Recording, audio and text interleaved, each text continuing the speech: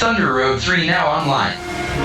Ready to scan available movie space-time charts in the brain of Ashley Ruiz. Warning, brain fry may occur. Proceed. Course set. Scouting sector in 3, 2, 1.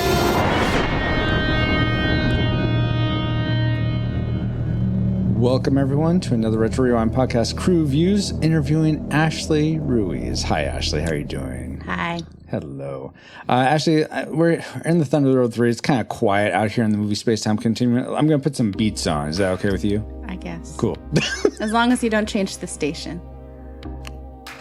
Is that like a reference to something? No. Oh, okay. So you have this inflection, Ashley, where you'll say things, and I think you're quoting something just because of your tone and inflection. And so that was one of those times. And you were wrong. And that I was wrong, but that's something that I've become accustomed to, getting to know you for the last several years and being married to you. And so I would love to talk to you while we're scouting out Chariots of Fire sector, or the movie Space-Time Continuum for Chariots of Fire. Let's talk about you and see what's let's get to know you better. Let's say that. Okay. So, Ashley, let's start with, and you've been on this before when in the previous iteration of Retro Rewind. Like 5 years ago. Yeah, what do we call it? Rewinder Remarks. Rewinder Remarks. The first time was in June of 2020. Indeed. So, some of these questions are going to be the same. Some are going to be different. What decade were you born in, and where did you grow up? Okay. I was born at the end of the 80s, and I grew up in upstate New York. Okay, nice. So, I don't know if this happened in upstate New York, but where and what was your first job? Well, my first job was working at McDonald's. I worked at the front counter and later expanded my skill set to be in all of the windows. Oh, okay. What do you mean all the windows? Did they have multiple windows back then? I thought it was just one window. No, there's always been multiple windows. Oh, really? So okay. generally speaking, Tell I go to McDonald's all the time. Yeah, clearly you frequent drive-thrus all the time. But in busier places, first window is reserved for taking the orders and handling the cash transactions, and the second window is where you get your food. Clearly, in this day and age, a lot of the time, sometimes you'll actually bypass the first window completely. Yeah. With like mobile orders and whatnot. Exactly, with mobile orders and a lot of things happening through the apps, it eliminates a lot of the middle people. So some places still have that first window. You'll still order at the menu and just have that happen. But first window. I spent a lot of time there. Gotcha.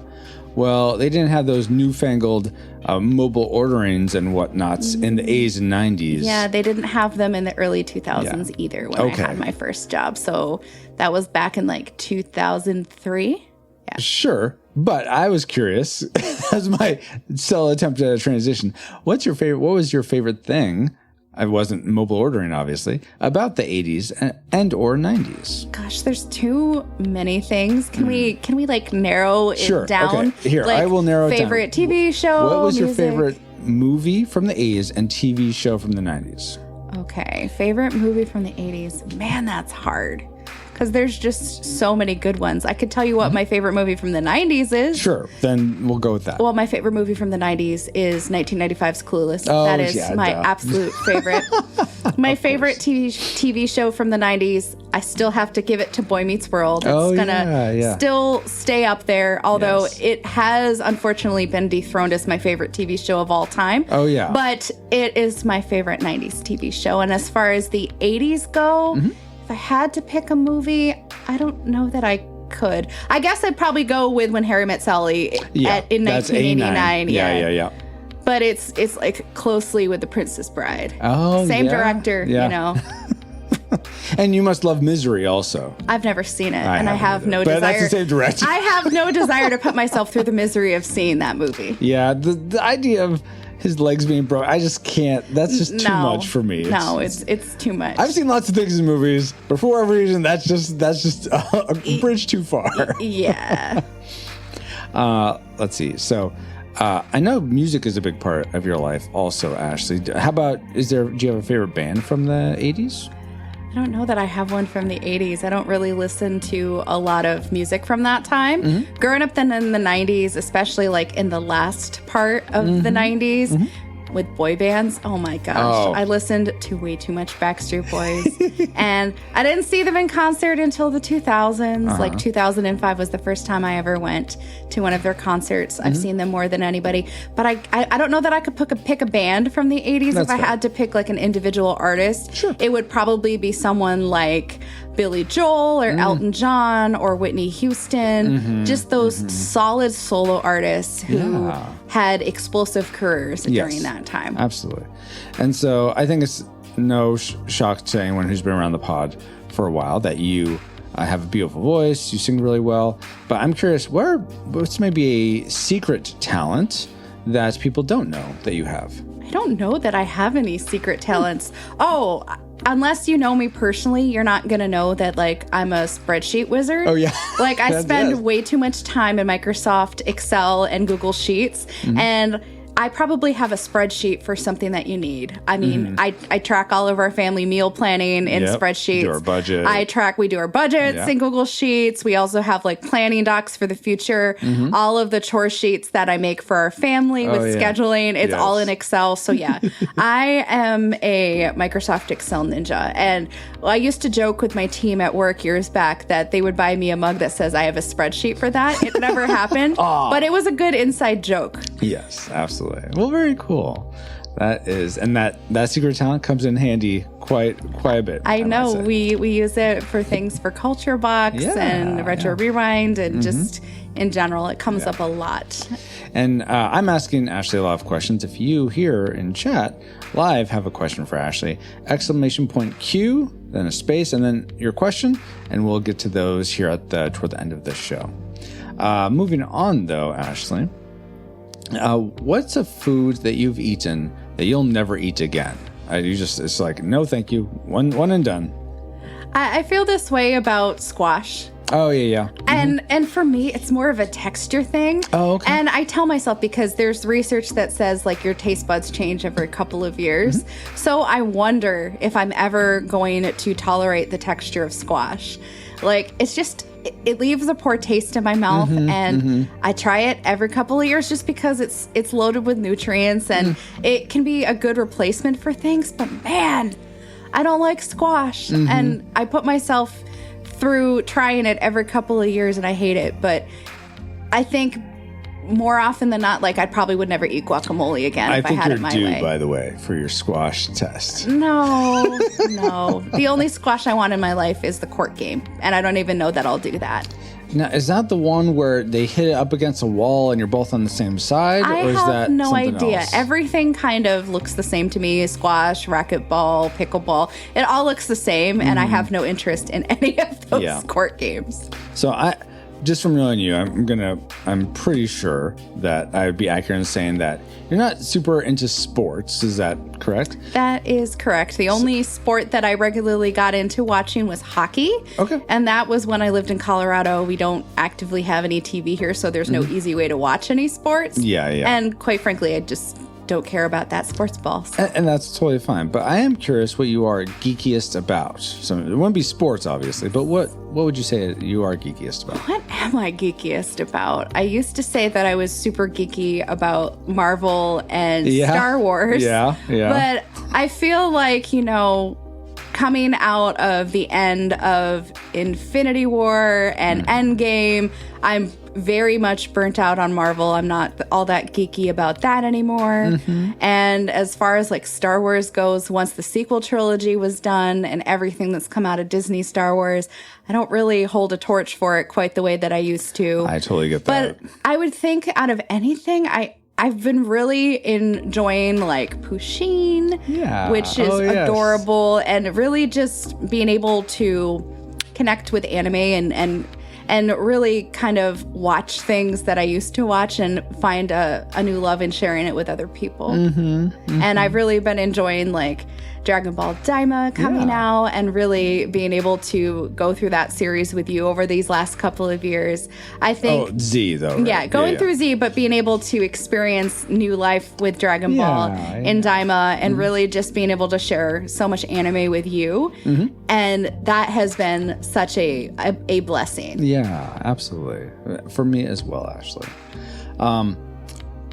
So Dragon Ball Z sort of hits lots of different genres from what I remember. I mean, you have lots of action, you have comedy, you have just let's drag out this 5 minutes as long as possible. Not that that's a genre, but it leads me to ask you, what's your favorite movie genre to watch, and your favorite video game genre to play? Oh, of course. So, favorite movie genre, definitely rom-coms. Yeah. Although, sadly, they don't make them quite like they used to. They don't. They have just gone on a downward spiral, a downward trend over the last 20 years. But man, those rom-coms from the 80s, 90s, even the early 2000s, they just hold a special place in my heart because they're just so heartwarming. Whether I've seen them once, twice, 10 times, they're kind of like a comfort food for me, and they're just really sweet to watch. And who doesn't love a good love story, even if you can see what's going to happen from the first 10 minutes? Yeah. And as far as video games go, even though I'm not willing to invest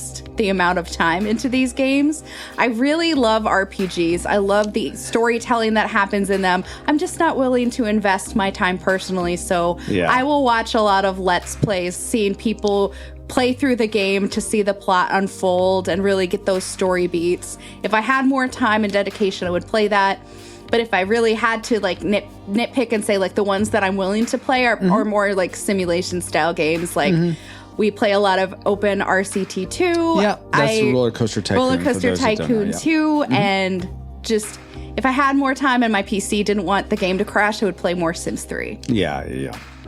Well, very cool. All right. Well, as we transition to talking about the podcast and your experience being a guest on it, I'm going to start with like sort of a gotcha question. Do you know or do you recall what your rank on the pod is? I want to say that I'm an officer. I am the chief administration officer. Very good. Nailed it. Indeed. I hear it every time you say I'm on. So I remember it. So yeah, definitely an officer. And do you know why you're an officer? Like what threshold you have to meet to be an officer? Because I've been on 10 and more episodes. That's exactly right. Yes. So I know the lore. Want to be an officer on the pod, you have to be on it for 10 or more episodes. I feel like I've done that almost in triplicate now. Yeah, you are close to 30 episodes, I do believe. Now let's talk a bit more about the podcast. You've been on for, like we just said, almost 30 episodes. But what's your first memory or experience of the Retro Rewind podcast? And it doesn't have to be necessarily being a guest, but just in general. Oh, goodness. I remember I was looking for podcasts to listen to when I was at work. Back when I worked for a company that I worked for 13 years, back in like pre-pandemic, like we're talking 2019, and I had morning shifts by myself for like 3+ hours, and I was answering phones, but in between that and the downtime that I had when just working on my computer, I just wanted something to listen to. Yeah. And I always liked movies and video games, and I was looking for something that kind of captured nostalgia in a bottle, and really was looking for something where people were engaged and fun, and I don't know, just some random Apple iTunes search, and I found your podcast. Oh, wow. And I remember listening to it, and I remember listening to the Mega Man X episode first. It was one of my brother's favorite games growing up, and it was just something that, it was quite an experience, and I listened, and I remember just a couple months later I became a patron, and then I found your live streams playing video games, and then the recording of the podcast, and the rest became history. Yeah, as Yoshi puts it, fan at first listen in chat. Pretty much. Yeah, awesome. Do you have, since that time, do you have a favorite or least favorite memory about being a guest on the show? Because you're first a guest in 2020, I believe. Yes, for it Secret was. of Nim. It was May of 2020. Yeah. So since from that episode on, do you have a favorite memory about being on, or least favorite one? Honestly, I think my favorite thus far was when we did a very special episode and we recorded The Wedding Singer. I think that was my most favorite time that we've been able to record the podcast, because it was very special because we did it leading up to our wedding. Yes. And we got to do it in person, and Paul was here, and it was such a special time because it's one of my favorite movies, at least one of my favorite Adam Sandler rom-com movies, and it is definitely the best of the Adam Sandler, Drew Barrymore trilogy of rom-coms that they have. And I would watch that movie with my family so frequently growing up. We had it on DVD and telling my mom, like, hey, we're covering this. Do you remember this movie? We're covering it. And it was the first time I got to really share the podcast with my family. And my mom actually listened to that episode. And she's like, I only listened to yours. But she was super excited for that episode. And I was excited that she was excited. And the fact that we recorded it just here and there wasn't a live audience. It was just us. And then you released it. That one felt extra special because I don't think anyone was really expecting it. And we got to cover a movie that ends in a wedding leading up to our own. So that was really sweet. Awesome. And for those watching the video, I'm some of my facial expressions are reacting to the questions coming in chat. Thank you, Paul, for all the questions. I think Star Fox asked some questions. I'm going to continue these Retro Rewind podcast questions going now. Is there a section of the show, like the like section, the trivia section, what have you, that you enjoy getting to when you're a guest? And is there one that when you were listening, either before you were a guest or after, is there one you especially look forward to listening back to? Okay, my favorite part is, well, it really depends. It really depends on the movie that we're covering. Oh, okay. Because like if you're looking forward to it or not, or yeah, because some sections are way more fun. Like if it's a movie that you don't like and you got asked and you're just having to watch it and you're like, okay, finding things that I like is really hard. And I don't like talking about the few things that I like. But when it comes to the dislike section, it's epic trying to call your list and going, okay, how do I explain my loathing for this movie? So I feel like context matters. It really depends. Like, A, did I like the movie going in? And that's going to shape what section is my favorite. And it's like that for every single movie. Absolutely. Or if I'm really, really, really, if I love a movie, everything is exciting. Yes. Even trying to be like, okay, I really have to think about what I don't like. And this is challenging me to not just have blinders on for this movie and give excuses for it. So I feel like it really just depends on what relationship I have with the movie that we're watching. And that's going to shape what section I enjoy the most. And as far as listening, and not being on the episode, I always like to see what people like about movies, especially if it's one that I like. Like, do they like the same things? Yes, do they like the same things? Is there something that they like? And I'm just like, no, they're wrong. Yeah. Very cool. Is there a challenging part when you're having to be on the show? Be honest, because maybe I'll change it. Probably won't, but maybe. I don't see you changing anything. No. Sometimes if it's like, again, the two major sections, if it's a movie I really like, a movie I really dislike, it's hard doing the opposite. Hard doing the opposite. Like calling the list and being like, okay, what are my 2 likes? What is my classic maker? What is my dislikes? What is my tragic maker? Yes. Because sometimes as I'm going through these lists, depending on the movie that we would just watched, my list is a mile long in one section and it's just got little blitty blips in another. And it's just like, okay, am I going to challenge myself and come up with something that probably isn't the most commonly liked or disliked thing?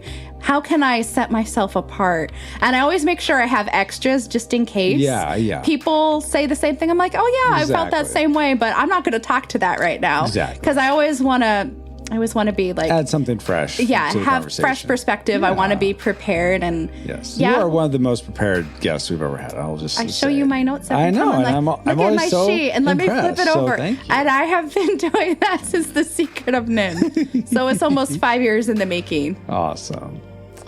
Let's see. Is there a movie or video game you were surprised that we have not covered yet? Is there one that you're surprised we haven't covered yet? Donkey Kong Country 2, because it's the superior of the Donkey Kong Country trilogy games.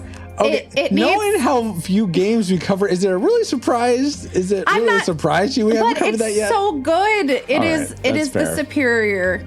Donkey Kong Country like sets the foundation, but Donkey Kong Country 2 is just such an epic game. It has so many great things going on for it. Yeah. How have you not covered that game? And as far as like movies go, I was like so shocked that you guys had never covered like Clueless, but I don't know, rom-coms are few and far between. Yeah, I wouldn't. I mean, I don't think me or Paul are opposed to rom-coms. It's Yeah, and I they guess come I'm up still like shocked like when I got my first patron pick that y'all hadn't covered Robin Hood Men in Tights yet. Oh, yeah. So I had what to a fix, terrific episode. I had to fix that. I had to fix that. Exactly. 2 more questions, and then we're going to get to a lightning round. Okay. Is there a movie you wish we had never covered? Like, why is this? I hate this. This is on my feed for you guys. I don't like seeing it for some reason. Gosh. I mean, one of the only ones that I wish that I never had to be a part of, and having never had to have seen that movie, was Oh Brother, Where Art Thou? That was a movie that was incredibly painful to watch. Yeah, sorry, Drew, but I'm sorry that I had to experience that movie, and I'm sorry that I had to be so hard on it. Mm-hmm. It was not enjoyable for me at all, and it was even less enjoyable than reading The Odyssey in 9th grade. Oof. And that was hard enough. Yeah. So yeah, that was I couldn't. That was so hard. Yes, Paul. No fine in the Woolsworth. Oh my gosh. Or Woolworth. Whatever it is. It's Woolworth. We had one in the next town over growing up. Finally, Ashley, do you have a favorite? Finally, for this section, do you have a favorite meme that has been born out of the podcast? It doesn't have to be like a visual meme. It could be, but any sort of like from John Billiams to Salvo Authority, anything like that. Oh, not John Williams. What is it that's the name of the director that you call?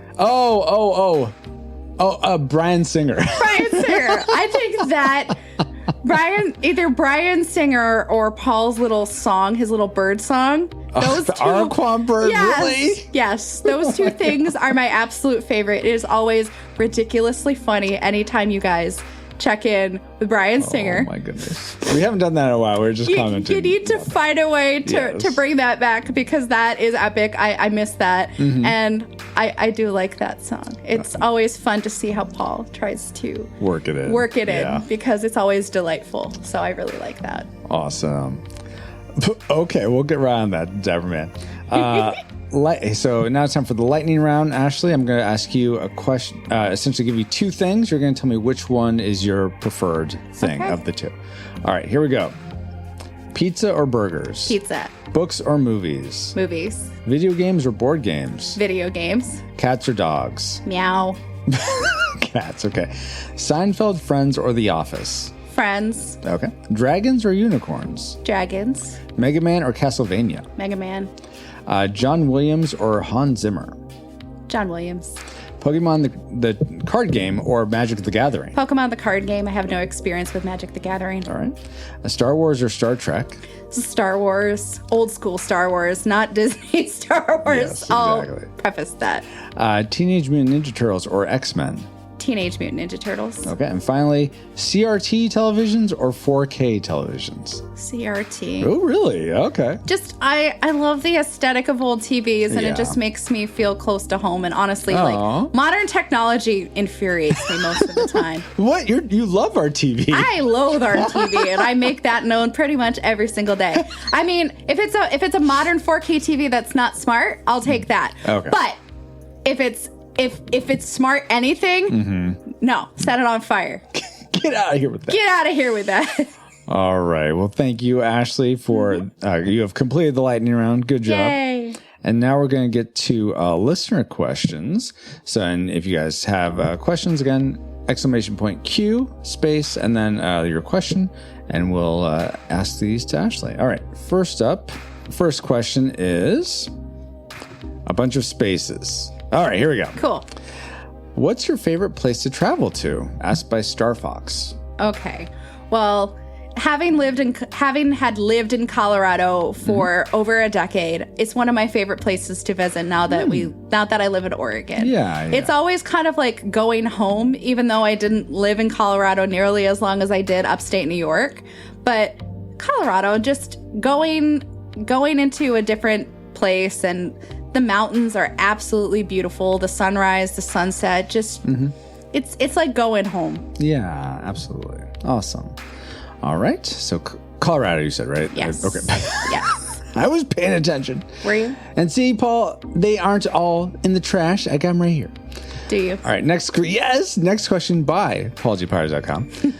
Off the top of your head, what are the top 3 things you like about Francisco? Oh, that's sweet, Paul. The top 3 things that I like about Francisco, my husband. Well, I happen to just love your smile. I get to see that every single day. It is such a blessing to be able to share smiles with you Yes, every single day. absolutely. I love your sense of humor. You're constantly making me laugh, and vice versa. Yes, absolutely. Because we do have similar senses of humor, and being able to share that has been such an incredible gift. Yeah. And I just love your dedication, not just to our family, but to the podcast and to your board game that I haven't played yet. But I just love you're so incredibly dedicated. You follow through on everything that you say that you're going to do.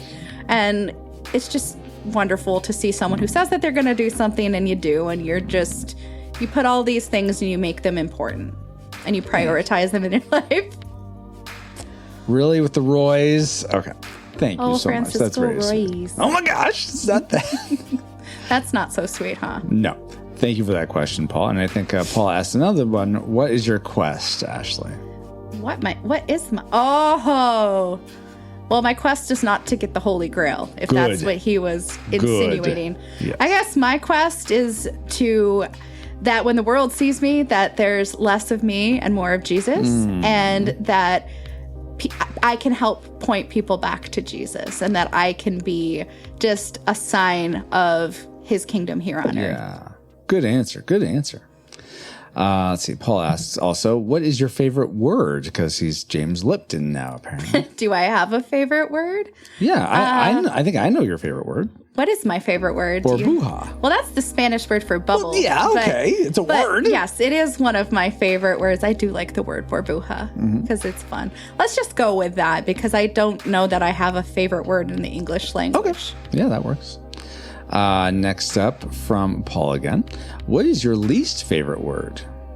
Moist. Okay. That's a common one that people don't like. I don't like it. All right. That's fair. I think it's like the oi sound in it. So you don't like oil? No, oil is fine. It's just, I don't know. The oil business is pretty lucrative, right? One does not go into oil for riches, marm. Okay. Okay. Well, that's about domination of the spirit. Yes. Okay, let's not go into that. That's a SNL skit. Go look it up. Okay. Plot twist, you're streaming live on Geek Devotion. What? Oh my gosh. How are we doing that? We plan on rating you guys if you guys have started Geek Devotions, by the way. But next question from Paul is, what is your favorite veggie curse word?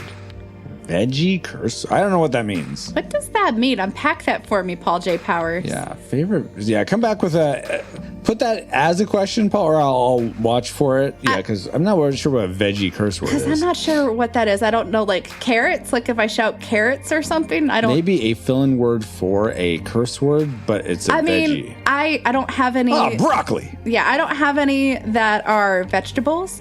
I like my grandmother's favorite way to curse without cursing. Oh, fiddlesticks. Fiddlesticks. She would say fiddlesticks, and she would just say it with such gusto. So... I mean, but That's awesome. The word that I use most frequently in place of curse words is crap. Yeah. That comes through way more often. But Yeah. if I could be like my grandma, I would say fiddlesticks more frequently. Aw. All right. Next up from Paul. Paul is getting the MVP for question asking. What profession other than your own would you like to attempt? Well, I don't really have much of a profession these days because I work as a substitute for a local school district. I don't know that. I always thought it would be really cool to try to be an influencer, but that would require me being on camera and showing my face everywhere, and I don't like being the center of attention. Yeah. So that would not really work for me.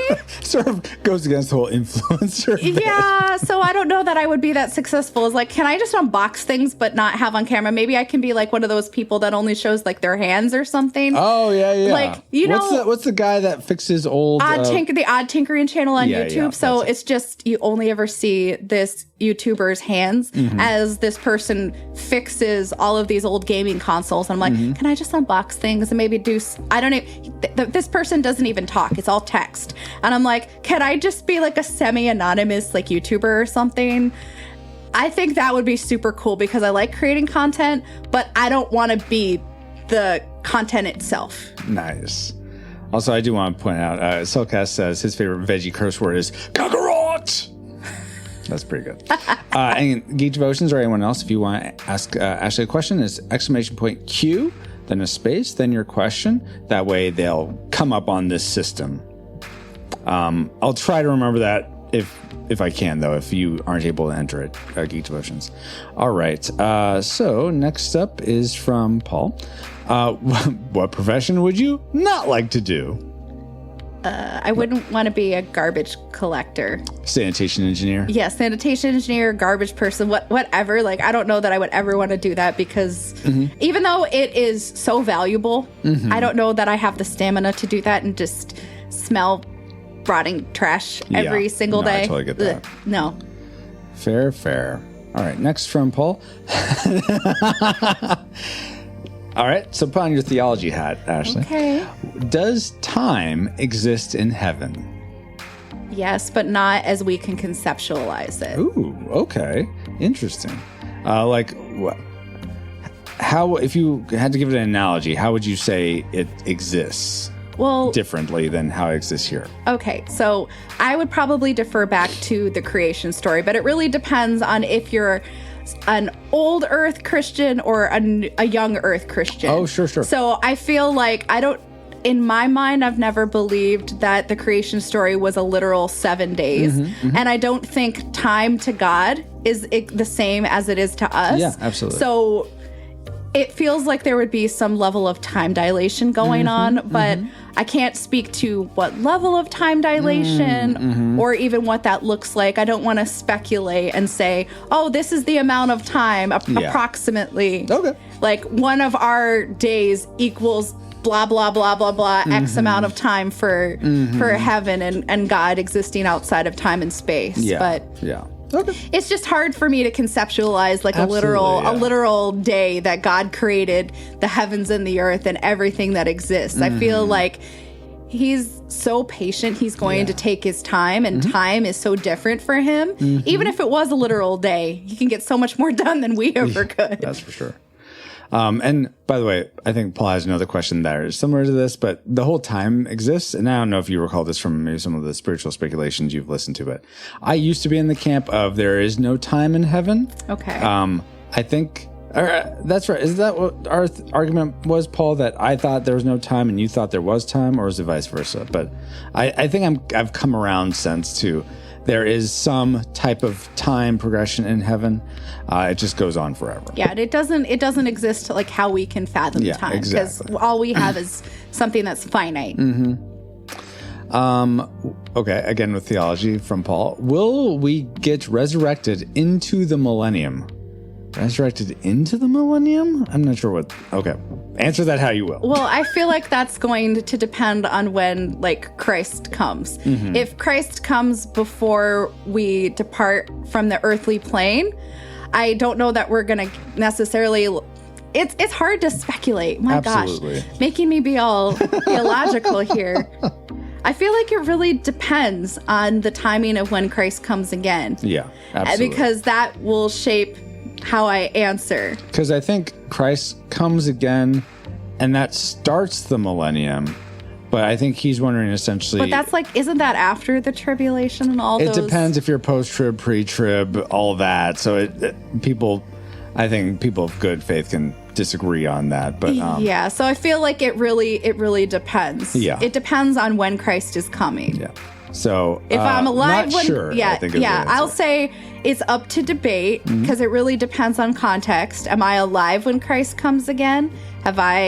What am I experiencing? Because it really depends. Yeah. Thank you for all these questions, by the way, Paul, which he continues. Will people die during the millennium, even with Christ reigning there, or will people live for the 1,000 years? It's not something I have given any thought to, really. You're welcome to say pass to some of these. I'm going to say pass because that's a toughie. Because yeah. I would want to believe that with Christ reigning on earth and we're in the new heaven and the new earth in that 1,000 years, that people obviously would be born.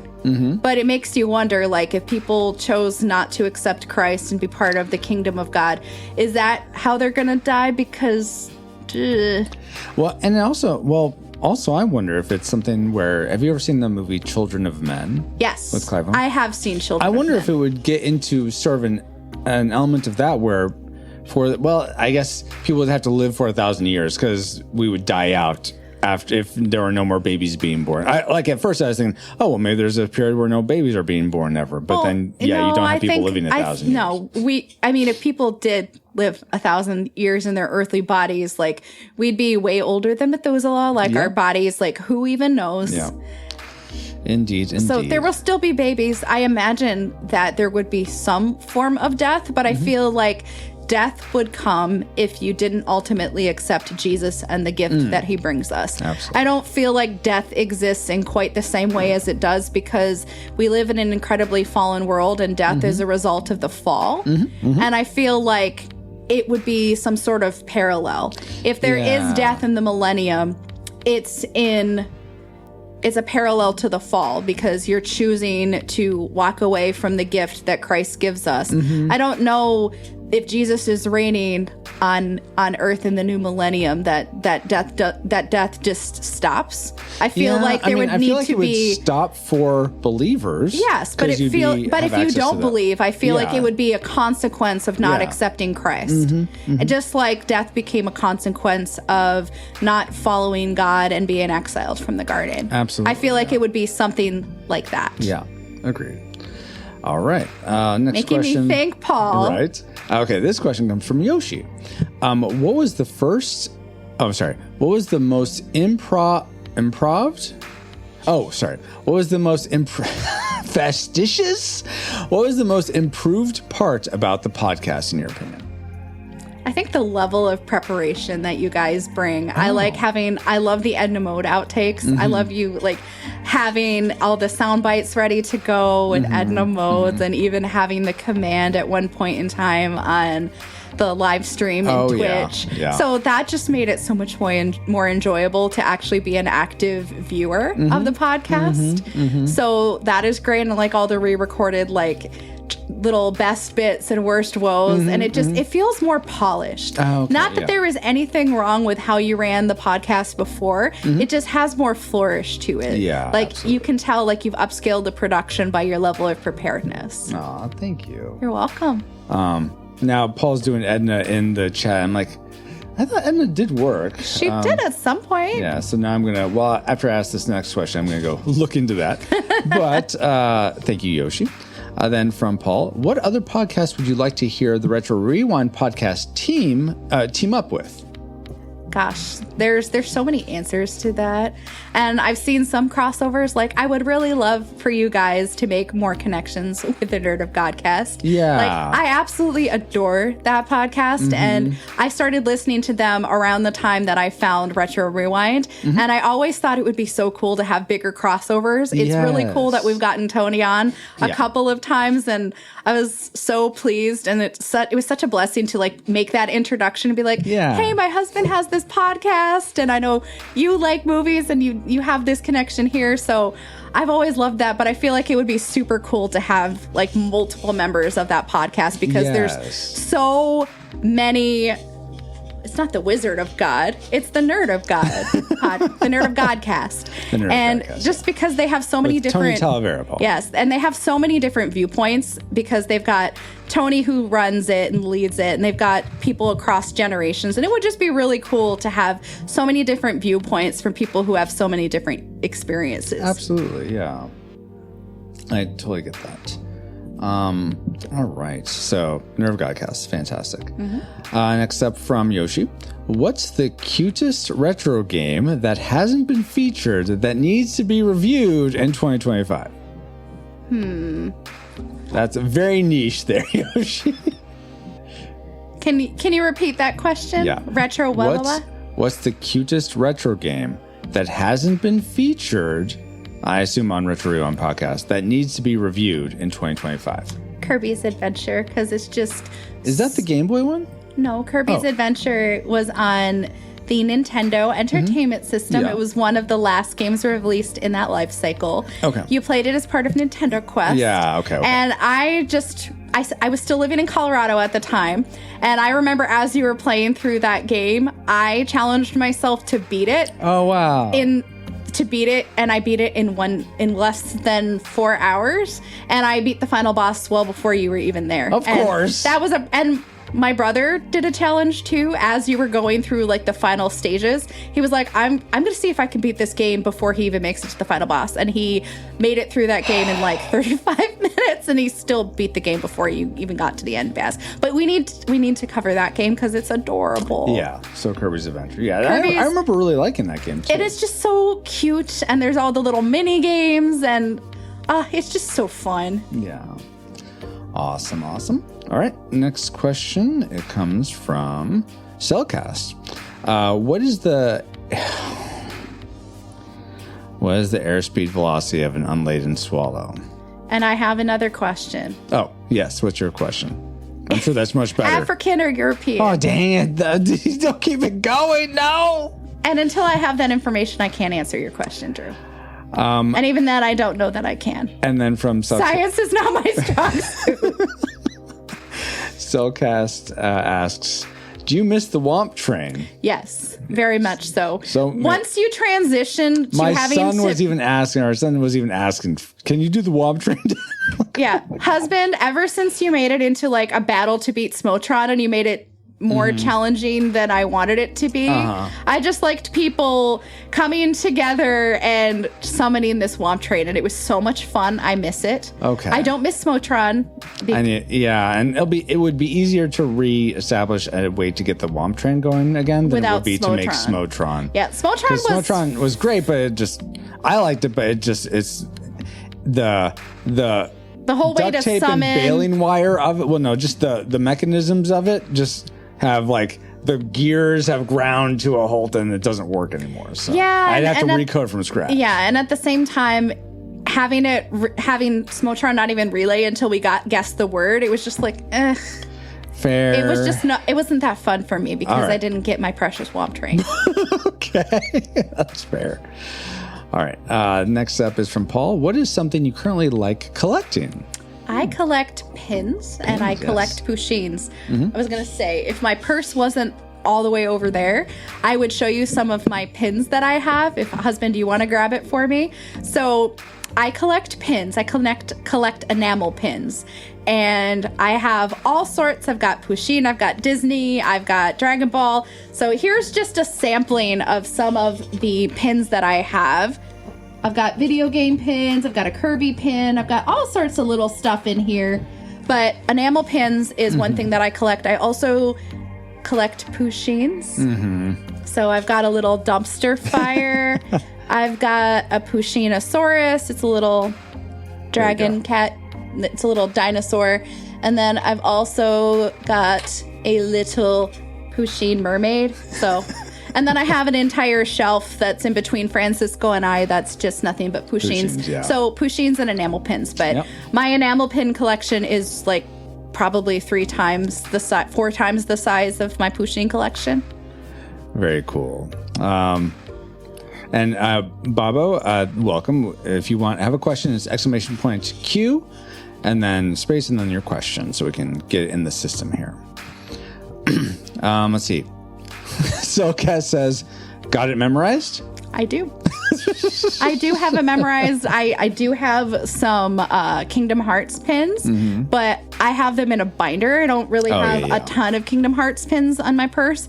I have a couple of like the symbols. I have the Papu fruit. I have the heart symbol and the ice cream, the blue. Oh, and the sea salt ice cream. Yeah, so. And then I also have the Kingdom Hearts crown. So I've got all the major symbols. And the pins that I have on my purse, they're all like elements.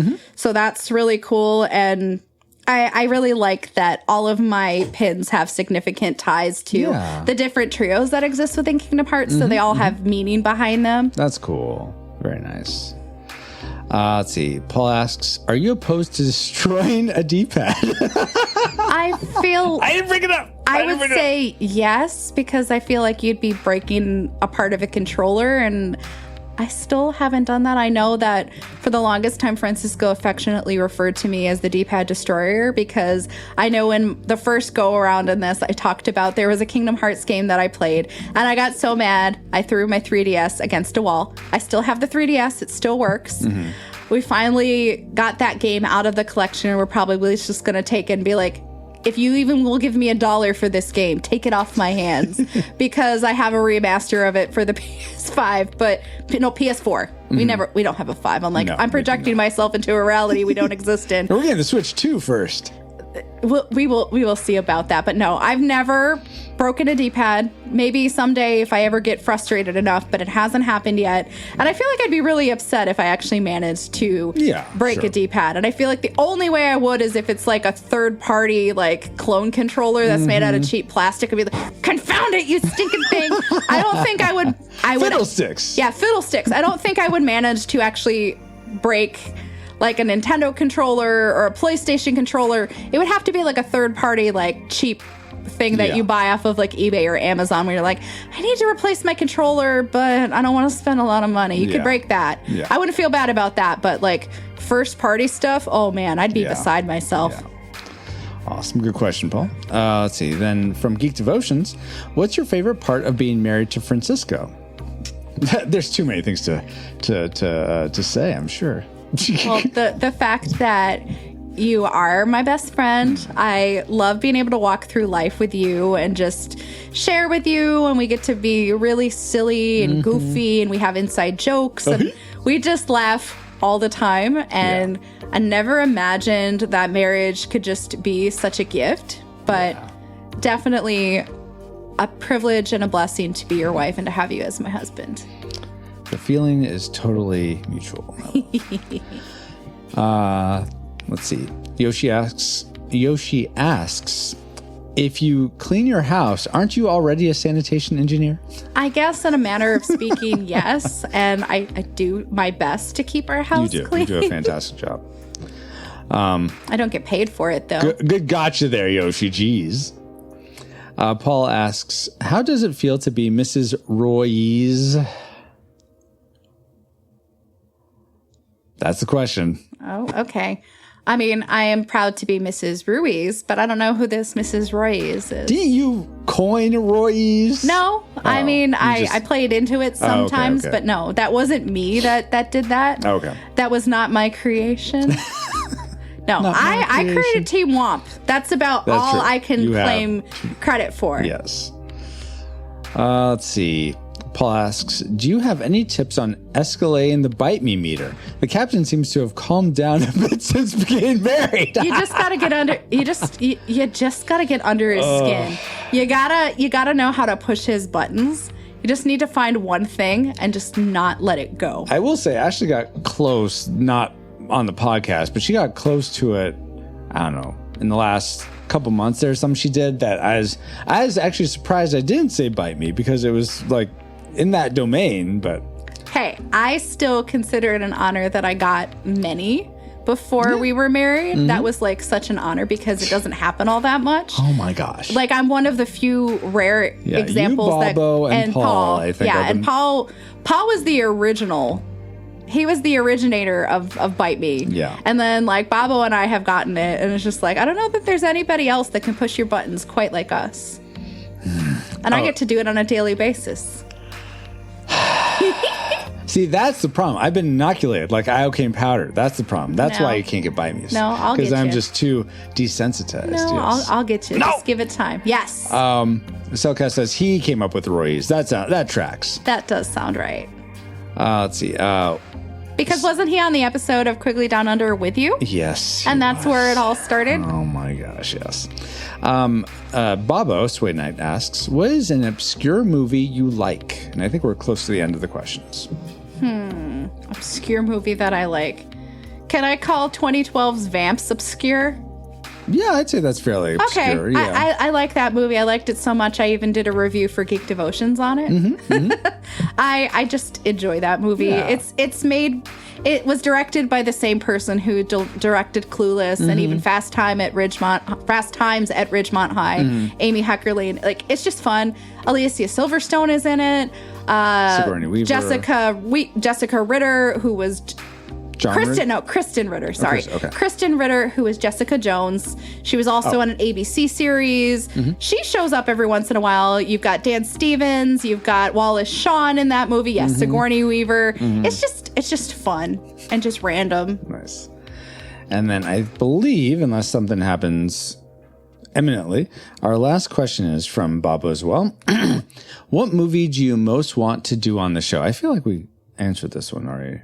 Well, even still, I got one for Okay. you. I really want to cover When Harry Met Sally at some point, just absolutely. because that movie has meant so much to me, and me being the one who got to share it with you, and the fact that we have an annual tradition of watching it on New Year's Eve. Yeah. It's such a gift, and is. it's such a good movie. Yeah. I'm curious what other people have to say about it Absolutely, outside yeah. of us.